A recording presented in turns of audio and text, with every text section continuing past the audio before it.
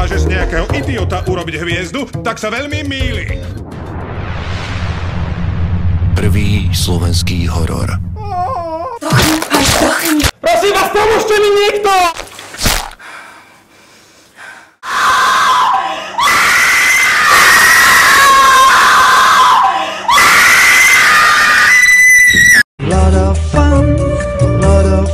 Akože, haha.